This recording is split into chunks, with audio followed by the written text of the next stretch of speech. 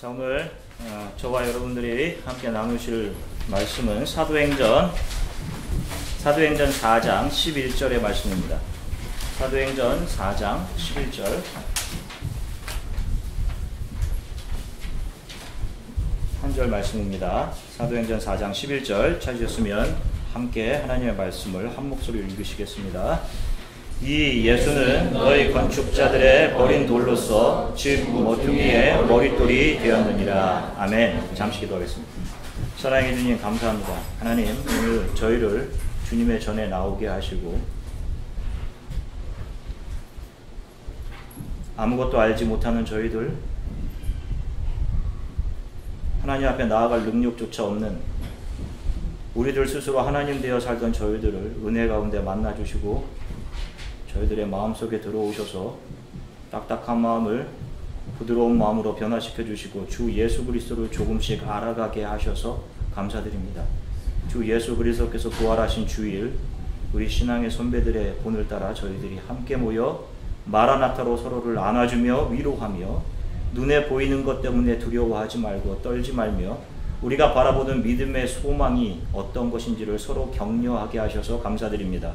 주님, 오늘 저희가 주님 앞에 드린 헌물 위에 하나님께서 축사하시고 작은 교회임에도 불구하고 하나님 파푸아뉴기니와 캄보디아의 땅을 사랑하며 그곳에 계신 선교사님들을 돕게 하셔서 감사드립니다. 하나님, 선교사님들에게 힘주시고 하나님 그분들의 자녀들 하나님께서 책임져 주시기를 간절히 소망합니다. 늘 기도하는 하나님, 우리의 조국 하나님 사랑하는 북한에 있는 교회들, 또 예전 평양이 부흥했던 시대를 기억하며 하나님 다시 회복해 주십시오라고 기도하는 그들의 기도를 들어주셔서 평화적으로 통일이 빨리 오게 하시고 하나님 마음껏 그들도 주님을 힘껏 예배할 수 있는 날이 속히 오도록 도와주시기를 간절히 소망합니다. 감사드리며 주 예수 그리스도 이름으로 기도드립니다. 아멘. 할렐루야. 한 주간 동안 평안하셨습니까? 자, 오늘 우리가 읽은 한 절의 본문을 가지고 하나님의 말씀을 나누기 전에 먼저 이 본문과 연관된 스토리들을 신약과 구약을 통해 살펴본 후 본문의 말씀을 해석하도록 하겠습니다. 예수님께서 승천하신 후 제자들은 예루살렘 마가의 다락방에 모여서 예수님께서 약속하신 성령을 기다리며 기도하고 있었습니다. 예수님께서 죽음에서 부활하신 후 50일째 되는 날 오순절이죠. 바로 안식일 다음 날인 지금의 주일에 성령이 거기 마가의 다락방에 모여 기도하던 제자들에게 임했습니다. 이 성령의 강력한 임재는 주위 사람들조차 깜짝 놀랄 정도로 강력한 것이었어요. 예루살렘에 위치했던 이 마가의 다락방, 성령을 기다렸던 120명의 예수를 따르던 제자들이 성령의 임하심과 동시에 각 나라의 말로 기도를 하기 시작했는데, 당시 절기를 지키기 위해서 예루살렘으로 몰려들은 각 나라 사람들이 이것을 듣게 된 것이었습니다. 그들은 성경에 의하면 바데인과 메데인과 엘라민, 메소포타미아, 유다와 갑바도게아, 또 본도와 아시아, 블루기아, 밤빌리아, 애국과 및 구레네에서 가까운 리비아 지방에 사는 사람들, 그리고 로마에서 온 사람들이라고 기록하고 있습니다. 그들은 이 촌스러워 보이는 유대인들의 입을 통해서 각자 자기 자신의 모국어로, 자신 나라의 모국어로 하나님이 행하시는 기이한 일들을 직접 듣게 되었습니다. 이런 기이한 일을 눈으로 보고 귀로 듣고 몰려온 사람들 앞에서 베드로가 담대히 복음을 증거했을 때에 3,000명의 사람들이 회개하고 주 예수 그리스도의 은혜 안으로, 초대 교회 안으로 들어오게 됩니다. 자, 구약으로 잠시 자리를 옮겨서 여러분 아시다시피 이스라엘이 홍해를 건너면서 애굽에 대해서 죽고 약속의 땅을 향해 살아서 시내산에 이르게 됩니다. 성경은 이 사건을 세례로 표현을 해요. 거기서 그들은 하나님으로부터 율법을 받고 피의 약속을 통해 정식으로 하나님의 백성, 구약의 교회가 바로 그 시내산에서 시작하게 되는 겁니다. 그런데 모세가 40일 동안 시내산 위에 올라가 하나님으로부터 십계명과 율법을 받고 있을 때 한 사건이 산 밑에서 일어나죠. 모세가 오랜 시간 동안 산에서 내려오지 않자 이스라엘 백성들은 두려움과 조바심에 떨면서 모세가 언제 산에서 다시 내려올 줄 모르니 혹시 그가 산에서 죽었는지 살았는지 알지 못하니 눈에 보이는 신을 우리에게 만들어 달라라고 아론에게 요구합니다. 그리고는 자신들이 가지고 있던 금목걸이, 금반지, 금장식들을 아론에게 가져와 아론이 그것을 녹여 금송아지를 만들어냅니다. 이 이스라엘 백성들은 10가지의 하나님이 행하시는 놀라운 기적을 애굽에서 눈으로 정확하게 본 사람들이었어요. 아론이 만들어낸 금송아지, 눈에 보이는 그 금송아지를 바라보며 그 주변에서 이것이 우리를 애굽에서 이끌어낸 하나님이라며 그것을 예배하고 환호하며 번제와 화목제를 금송아지에게 드리고 그 주변에서 먹고 마시며 뛰놀았습니다. 산에서 십계명 돌판을 가지고 내려오던 모세는 이 소리를 듣습니다. 그리고는 분노해서 돌판을 땅에 던져 깨뜨려 버렸고 그때 진노하신 하나님은 레위 지파에게 명해 칼을 차고 사람들 사이로 지나가면서 백성들을 죽이라고 합니다. 그때 죽은 사람의 숫자가 3,000명이었습니다. 그리고 신약으로 다시 넘어와 성령이 부어진 날, 마가의 다락방에서 부어진 날, 그 주일에 베드로의 설교를 듣고 돌아온 사람이, 신약교회 안으로 들어온 사람이 3,000명의 수가 됩니다. 그 3,000명은 어떤 행위나 율법에 의해서가 아니라 오직 회개를 통해 하나님의 나라에 들어오고 신약교회의 일원이 됩니다. 3,000명의 이스라엘 백성이 시내산에서 죽었고 성령이 임했던 신약 주일에 베드로의 설교를 통해 3,000명의 사람들이 새 생명을 얻게 되는 일이 성경을 통해 대비되고 있는 것입니다. 율법을 통해 인간은 하나님이 원하신 일을 절대로 할 수 없는 존재이구나. 이 사실을 통해 배울 수 있는 것이 바로 이것이에요.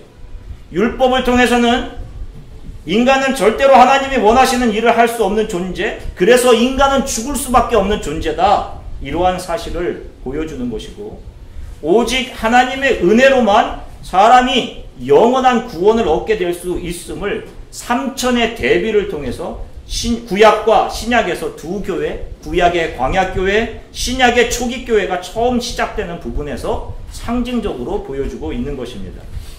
성령으로 옷 입은 베드로와 요한이 성전 미문 앞에 있던 38년 된 안진뱅이를 보고 그를 일으킵니다. 이 일이 도화선이 되어서 부활을 증거하는 베드로를 통해 5,000명의 사람이 더 예수를 믿게 되는 일이 일어나요. 이 소식은 이스라엘 종교 지도자들을 발칵 뒤집어 놓았습니다. 그리고 종교 지도자들은 베드로를 잡아다가 그를 신문합니다. 그 신문의 자리에는 이스라엘 최고 종교 지도자들이 자리했어요. 사도행전 4장 5절부터 11절 함께 읽겠습니다. 사도행전 4장 5절부터 11절입니다. 함께 읽으시겠습니다. 이튿날 관리들과 장로들과 서기관들이 예루살렘에 모였는데 대제사장 안나스와 가야바와 요한과 알렉산더 및 대제사장의 문중이 다 참여하여 사도들을 가운데 세우고 묻되 너희가 무슨 권세와 누구의 이름으로 이 일을 행하였느냐. 이에 베드로가 성령이 충만하여 이르되 백성의 관리들과 장로들과 만일 병자에게 행한 착한 일에 대하여 이 사람이 어떻게 구원을 받았느냐고 오늘 우리에게 질문한다면 너와 모든 이스라엘 백성들은 알라. 너희가 십자가에 못 박고 하나님이 죽은 자 가운데서 살리신 나사렛 예수 그리스도의 이름으로 이 사람이 건강하게 되어 너희 앞에 섰느니라. 이 예수는 너희 건축자들의 버린 돌로서 짐 모퉁이의 머릿돌이 되었느니라. 아멘. 자, 지금까지 이렇게 스토리는 오늘 우리가 읽은 본문으로 삼은 사도행전 4장 11절 본문으로까지 이어지게 됩니다. 자, 여기 오늘 본문 11절에서 중요한 말은 베드로가 지적한 너희 건축자들이라는 말입니다. 너희가 바로 건축자다라고 하는 말이에요. 그리고 그런 건축자인 너희들이 예수라는 돌을 내다 버렸다라는 지적을 하고 있는 것입니다. 이스라엘의 종교 지도자들이 왜 예수를 로마 빌라도의 법정에 세워서 그를 십자가에 못 박게 했습니까? 그 이유를 마태복음 27장 17절부터 18절에서 우리에게 이야기해 줍니다. 함께 읽겠습니다. 마태복음 27장 17절부터 18절입니다. 그들이 모였을 때에 빌라도가 물어 이르되 너희는 내가 누구를 너희에게 놓아주기를 원하느냐 바라바냐 그리스도라 하는 예수냐 하니 이는 그가 그들의 시기로 예수를 넘겨준 줄 알미더라. 자, 아멘. 보세요. 종교 지도자들이 예수를 로마 법정에 세운 이유, 그래서 그를 로마의 최고형인 십자가형에 처하게 한 이유가 뭐라고 나와 있어요? 시기. 그들은 예수가 싫었습니다. 자신들의 마음속 깊은 곳을 고발해내는 예수가 싫었고 이스라엘 종교 높은 자리에 앉아있는 자신들에게 회개하라고 지적하는 예수가 싫었어요. 겉으로는 화려한 옷을 입고 다니며 일주일에 정확하게 금식하고 11조를 내는 너희들이야말로 그 행위를 가지고 하나님 앞에 스스로 의롭다고 하는 너희들은 독사의 자식들이며 회칠한 무덤이라고 말씀하시는 그 예수가 싫었던 겁니다. 이유가 없었어요. 겉으로는 제사장 랍비의 옷을 입고 행실로는 율법을 정확하게 지키고 있었지만 그들에게 긍휼이 없었습니다. 다른 사람들과 비교해서 나는 저 죄인과 같지 않음을 감사합니다 라고 하는 자들이 그들이었어요. 그들의 그 시커먼 속, 그 안을 드러내시는 예수가 싫었던 겁니다. 그래서 그들은 예수를 로마 법정에 넘겨줘요. 그리고 죽입니다. 우리가 창세기 4장에서 배웠듯이 하나님을 떠난 자들, 그래서 시기와 질투, 자존심의 옷을 입고 살아가는 자들은 반드시 그들은 그 삶 속에서 다른 이들을 짓밟고 죽여서 자신의 우월한 존재감을 스스로 위안받으며 증명하며 살아가요. 이게 하나님을 떠난 사람들의 살아가는 방식이라고 그랬습니다. 그래서 하나님을 등진 가인은 자신의 동생에게 시기해서 그를 짓밟아 죽인 가인은 하나님을 피해 성을 쌓고 자신들의 이름으로, 자기 자신의 자식의 이름으로 그 성을 에녹이라고 명명하며 자신의 존재감을 과시하는 겁니다. 아니라고요? 나는 사람을 죽인 일이 없습니다. 나는 사람을 짓밟거나 한 일이 없습니다. 라고 말씀하실 수 있어요. 그러나 성경은 겉으로 드러난 물리적인 살인만을 살인으로 정의하지 않습니다. 예수께서 말씀하신 것처럼 내 속으로, 내 안에서 누군가를 미워하고 가십하고 누군가를 향해 등 돌리고 외면하는 일, 나에게 별로 도움이 되지 않는 자들을 괄시하는 일들이 다 여기에 해당하는 거예요. 여러분들이 정의라는 기준을 여러분들의 경험과 여러분들의 생각으로 세워놓고 그 정의의 선에 맞지 않는 자들을 잘라버리고 무시했던 그 모든 일들이 바로 이 살인에 포함되는 겁니다. 지난주에도 계속적으로 말씀드렸듯이 우리 크리스찬들이 나의 일상생활에서 만나는 사람들은 하나님께서 어떤 의도로 우리에게 만나게 하시는 사람이라고 했어요?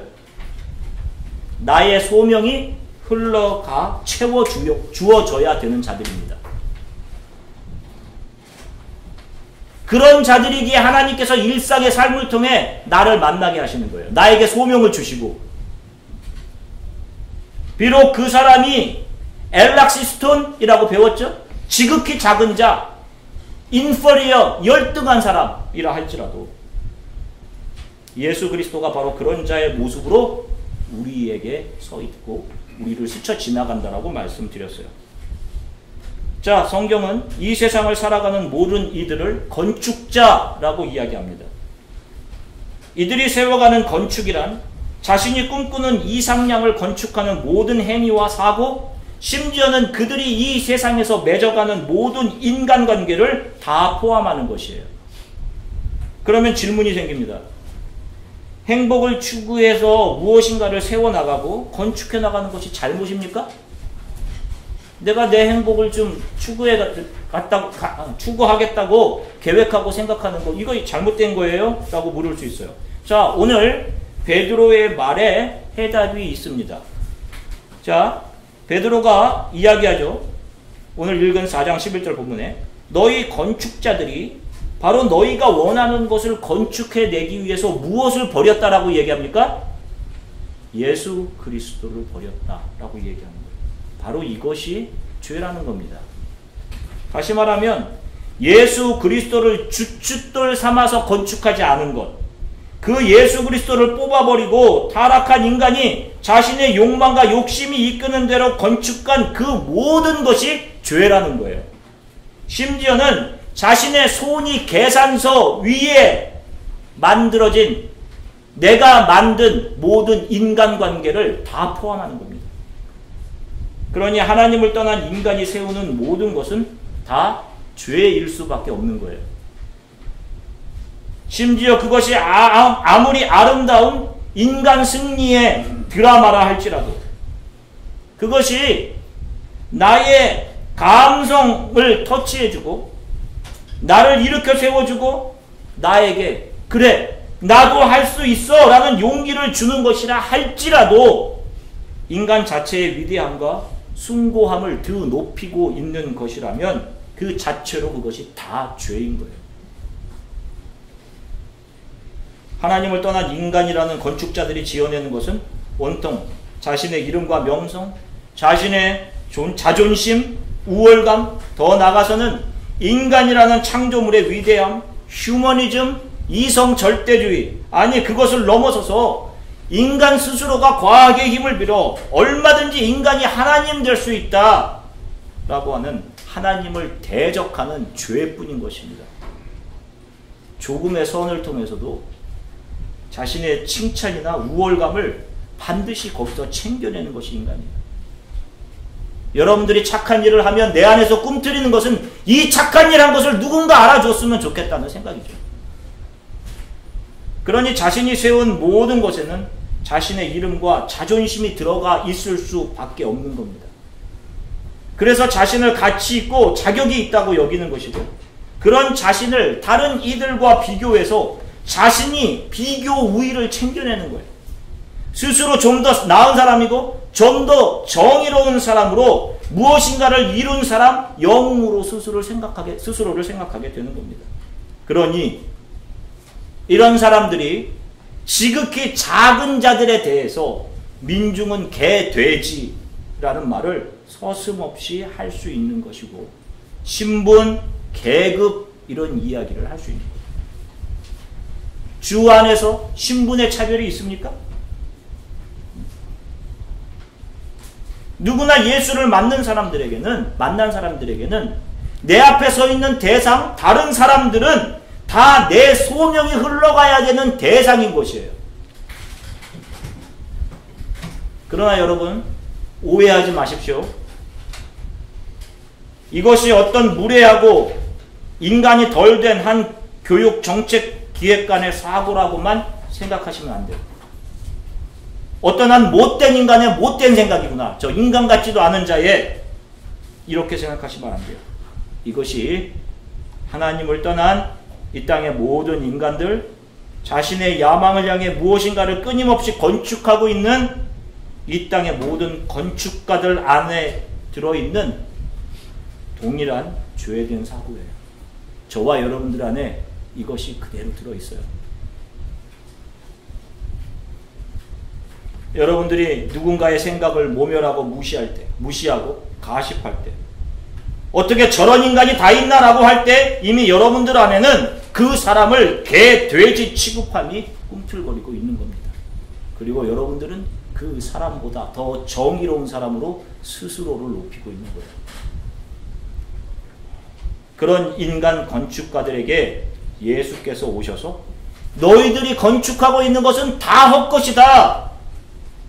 너희들이 지금 공들여서 짓고 있는 저 예루살렘을 당장 헐어버려라. 내가 3일 만에 그것을 다시 짓겠다. 이렇게 말씀하시는 것, 이 말씀이 이해되지 않는 겁니다. 그 말씀을 받아들일 수가 없는 거예요.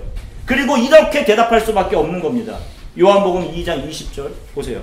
유대인들이 이르되 이 성전은 46년 동안 지었거늘 네가 3일 동안에 지을 수 있겠느냐 라고 할 수밖에 없는 거예요. 이해를 할 수가 없는 겁니다. 받아들일 수가 없는 거예요. 저 예루살렘이 어떤 곳인데, 우리의 신앙의 자부심이 있는 곳이 바로 저긴데 우리가 저것을 지으려고 얼마나 공을 들였는데, 자신들의 인생을 안전하게 지켜주고 자신들의 자존심을 세워주기 위해 건축가는 그곳에 자신들의 자존심, 명성, 존재의 이유가 들어가 있는데 그것을 헐어버리라니.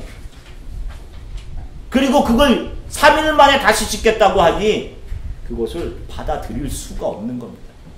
그래서 그들은 그 예수를 버리고 짓밟고 죽이는 거예요. 우리 가운데도 예수를 성경 그대로 믿으면 내가 지금껏 세워왔던 모든 것에서 손해를 감수해야 될 것 같은, 아니 그 손해를 감수하기 어렵다라는 생각을 하시는 분들이 있을 수 있습니다. 어떻게 성경에 있는 액면 그대로 신앙생활을 제가 다 할 수 있습니까? 저는 그냥 단지 조금 내 마음의 위로만 받고 내 마음의 평안 한 줌만 얻어갈 수 있으면 됩니다 라고 자신의 건축물을 끝까지 붙들고 계신 분이 있을 수가 있어요. 내가 지금까지 세워온 그것 허물면서 그 내 자존심, 내 존재, 다른 사람 앞에서의 내가 다 무너져요. 지금 무슨 소리를 하고 있는 것입니까? 그렇게 할 수 없어요. 시대가 변하면 성경적인 적용도 좀 변해야 되는 것 아닙니까? 그러나 여러분 기억하십시오. 시대가 변하건 어떤 상황이건 어떤 공간에서건 하나님의 말씀은 변함없이 동일합니다. 그 말씀 앞에 순종하는 자들은 구원을 받게 되는 것입니다. 그 말씀대로 살아야 구원에 이루는 것이에요. 내 잠시의 유익을 신앙의 이유로 삼고 있는 자들은 내 생각과 의지, 가치가 말씀에 부딪혀 예수를 결국에는 들어서 내 건축물 바깥으로 내다 버릴 수밖에 없는 겁니다. 그러나 그 예수가 없는 사람들의 인생에 그들이 지어가는 모든 건축물은 다 죄요. 아무리 금과 은같이 화려한 것으로 그들이 짓는다 할지라도, 아무리 최고의 지식을 가지고 자신들의 건축물을 지어낸다 할지라도 하나님께서 각 건축자들의 건물을 언젠가 불로 그들의 공력을 시험해 보실 때 결국 심판의 불에 다 타게 되는 것뿐인 것입니다.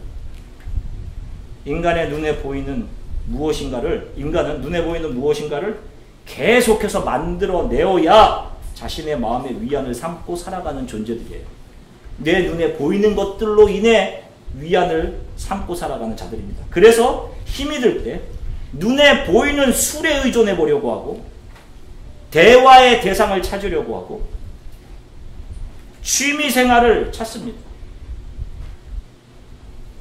눈에 보이는 것들은 찾지만 눈에 보이지 않는 하나님 앞으로 나아오려고 하지 않아요. 분명 자기 자신도 압니다. 이것이 근본적인 치유가 될 수 없다는 것을 알아요. 그럼에도 불구하고 그것을 반복해 갑니다. 위안의 대상을 눈에 보이지 않는 하나님이 아닌 눈에 보이는 세상의 건축물들에서 찾으려고 합니다. 이것이 인간 건축자들이에요. 잠시라도 내 눈에 보이지 않는 하나님의 실존은 의심하고 눈에 보이는 금송아지를 만들어내어서 그것을 위안으로 삼아가는 자들이 이 세상을 살아가는 건축자들인 거예요. 그런데 오늘 바로 여기에 놀라운 복음의 메시지가 저와 여러분들에게 있습니다. 그렇게 인간들이 무지와 자신의 눈 앞의 유익만을 위해 버린 그 쓸모없는 돌, 그 모난 돌인 예수가 산돌이 되어서 우리들의 심령에 들어와 우리들의 마음을 재건축해 주시는 겁니다. 마태복음 13장에는 씨 뿌리는 자의 비유가 나옵니다. 비유의 주체가 씨 뿌리는 자이에요. 밭의 비유가 아니라 씨 뿌리는 자의 비유입니다. 씨 뿌리는 자 하나님이 주체인 거예요. 그분이 길가, 돌짝밭, 가시덤불, 좋은 땅에 씨를 뿌리는 장면이 나옵니다. 자, 이 말씀을 이해하시면서 우리 스스로의 노력으로 우리가 좋은 밭이 됩시다 라고 하는 얼토당치도 않은 말씀을 하시는 분들도 계신데, 밭이 자기 스스로의 노력으로 좋은 밭이 될 수 있습니까? 밭의 주인이 아무것도 하지 않는데 밭이 자기 스스로 좋은 밭이 어떻게 돼요? 씨 뿌리는 자가 그 밭을 기경해 주어야 좋은 밭으로 될 수 있는 겁니다. 우리 인간 건축자들의 마음이 바로 인본주의, 스스로 하나님 되어 살아가던 하나님을 외면한 돌같이 딱딱한 마음, 돌짝밭 같은 그런 상태였습니다. 그런데 그런 마음을 누가 뚫고 부수고 들어오시는 거예요? 예수 그리스도이십니다. 자, 마태복음 21장 44절, 마태복음 21장 44절을 함께 읽으시겠습니다. 마태복음 21장 44절입니다. 함께 읽으시겠습니다. 이 돌 위에 떨어지는 자는 깨지겠고 이 돌이 사람 위에 떨어지면 그를 가루로 만들어 흩으리라 하시니. 아멘. 바로 모든 사람들이 버렸던 이 모퉁이 돌, 건축자의 버려진 모난 돌, 예수께서 돌같이 딱딱한 우리의 심령과 내 안으로 불가항력적으로 들어오셔서 내가 세운 세상의 건축물들을 하나씩 깨어 부수어내시고 우리를 결국에 좋은 밭으로 만들어내고야 마시는 것입니다. 그래서 이것이 은혜라고 하는 거예요. 이 허물어짐과 다시 세워짐을 경험한 자들이 한결같이 지금 내가 이곳에 서 있는 것은 다 한량없는 하나님의 은혜입니다 라고 고백할 수 있는 이유가 바로 이것이에요.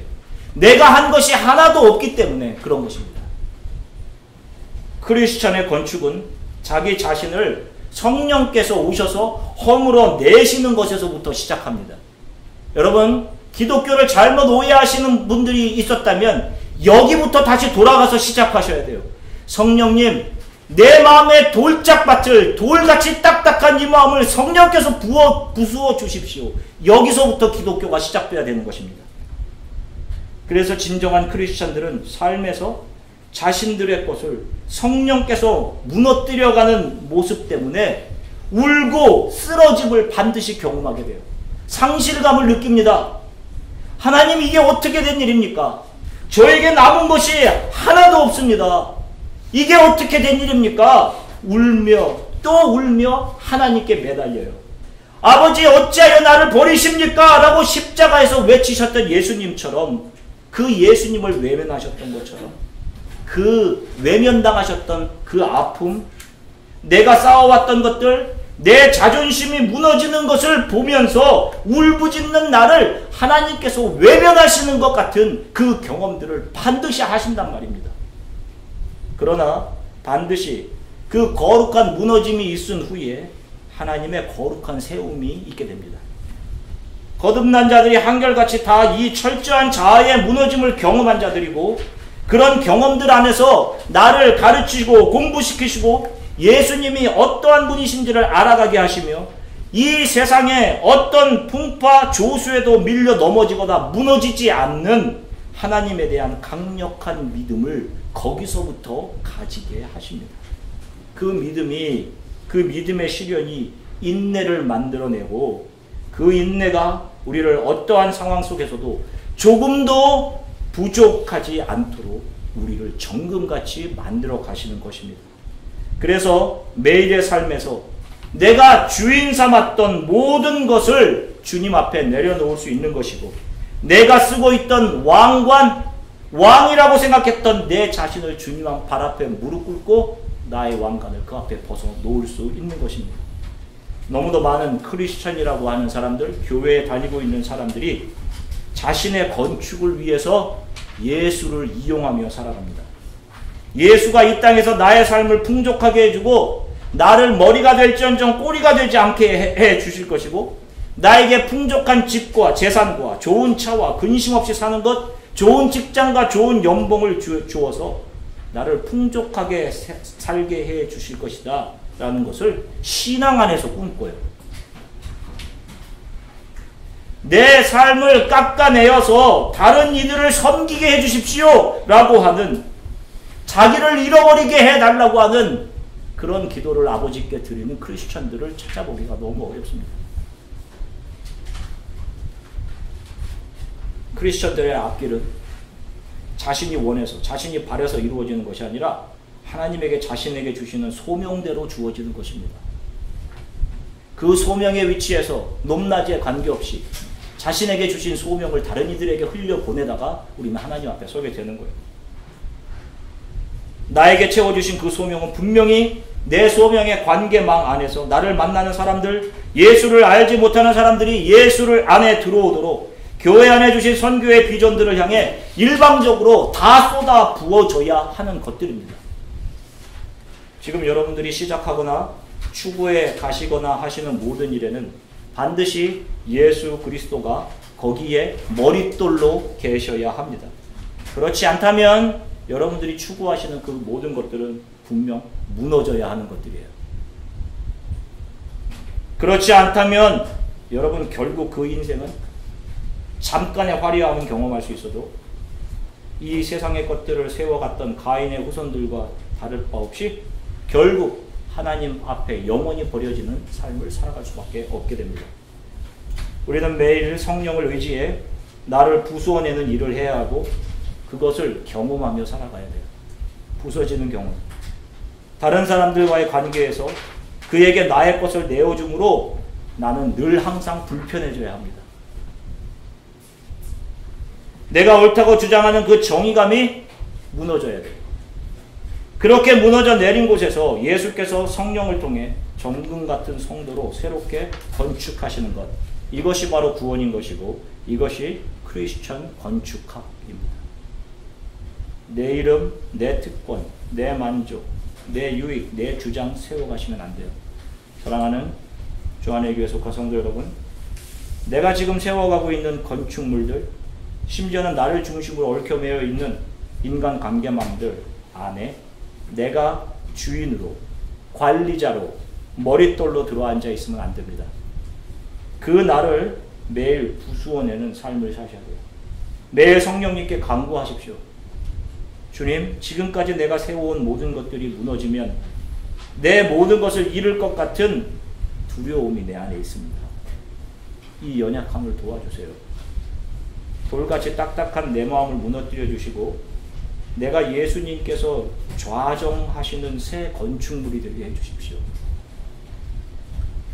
여러분들이 부서져가고 있는 것 때문에 두렵고 상실감을 느끼고 그래서 때론 울며 하나님께 도와달라고 이게 어떻게 된 일이었냐고 여러분들이 지금 기도하고 계시다면 그 길이 맞습니다. 그 길이 신앙 안에서 새롭게 건축되어 가고 있는 길이 맞아요. 여러분 그렇게 기도하시면서 계속 신앙의 길을 가십시오. 그렇게 날마다 기도하시면서 가는 그 길, 그것이 믿음의 길입니다. 믿음의 길에는 내 삶을 애워내는 아픔이 분명히 있어요. 그게 없으면 믿음의 길 가시는 게 아니에요. 그러나 또 한편으로 나의 불편함과 아픔을 통해 반드시 누군가는 하나님 안으로 들어오게 됩니다. 내가 깎아낸 만큼, 내가 불편을 겪은 만큼 어느 누구가, 어떤 민족이 반드시 하나님 앞으로 돌아오게 되어 있어요. 그게 우리에게 소명을 주신 분명한 이유인 것입니다.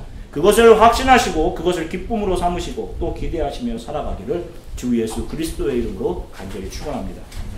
함께 기도하시겠습니다. 주님, 크리스천으로 살아온 지난날 동안 나는 왕되어 있었습니다. 주님이 앉으셔야 할 자리에 제가 앉아 있었습니다. 그렇게 제가 건축자로 살아왔습니다. 내 욕심,